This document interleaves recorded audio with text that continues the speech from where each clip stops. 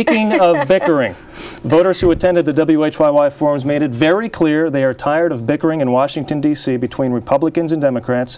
What actions are you willing to take to work across the aisle, even if it means going against your party's leadership? Christine O'Donnell, this is for you. Well, I think that I have exemplified I'm willing to go against my party's leadership. In some extents, I'm still fighting my party's leadership, both on the state level and on the national level. My pledge is to the people of Delaware. It is the grassroots, the everyday Americans who are getting behind my candidacy and allowing us to see a rise in the polls. The exciting thing about my campaign is we're putting the political process back into the hands of the people of Delaware. So what I'd like to do is to stand up on the floor of the Senate and to speak on behalf of the people in Delaware and put their interests ahead of the special interests. I want to go to Washington and do what you would do. I don't think you'd vote for the bailouts. I don't think that the voters of Delaware would have voted to take over GM, especially when it meant that the plant here in Delaware was still closing down and costing us thousands of jobs. I am willing, I've demonstrated the ability to stand up to the leadership and still have a victory, and that's exactly what I want to do in Washington. All right, Chris Coons, your response. I have a real record of actually working to achieve bipartisan compromises, of passing 6 balanced budgets in Newcastle County, which was done several times, and in the most difficult budgets with Republican votes. I have a record here on my campaign, in my service in the private sector, and in my 10 years in countywide office, both as council president and as county executive, of reaching across the aisle, of finding reasonable compromise, and of moving things forward. My opponent owes her success in the primary to outside money and outside influence. Senator DeMint of South Carolina, whose PAC funded her success in the primary, has said his objective in Congress is to shut the Senate down. And 98% of her donors, of the money raised in the last month, comes from outside Delaware.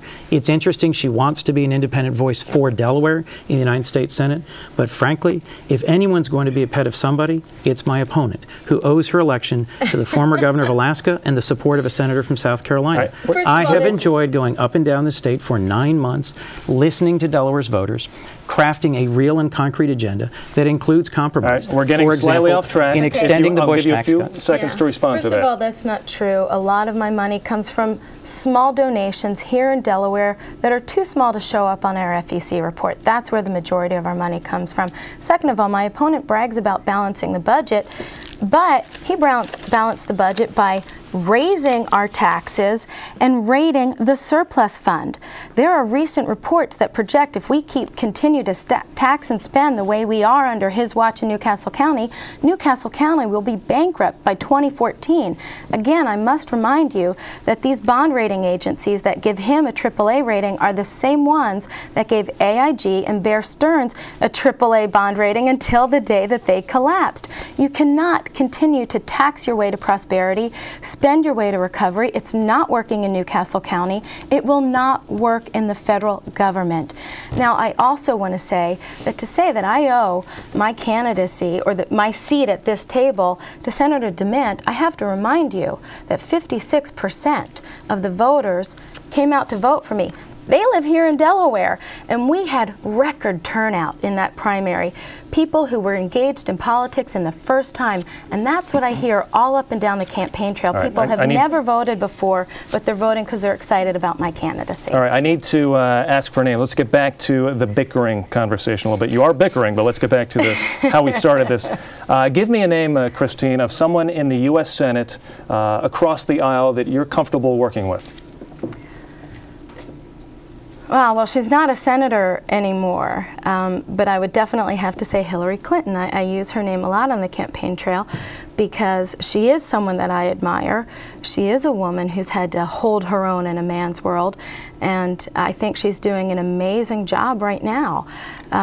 So Hillary Clinton is someone that I look forward to working with as a member of the Foreign Relations Committee in the U.S. Senate. I will have direct conversations with her about where we should be taking our foreign policy, and I look forward to that. Thank you, Christine. Chris, same question. Who across the aisle are you comfortable working with?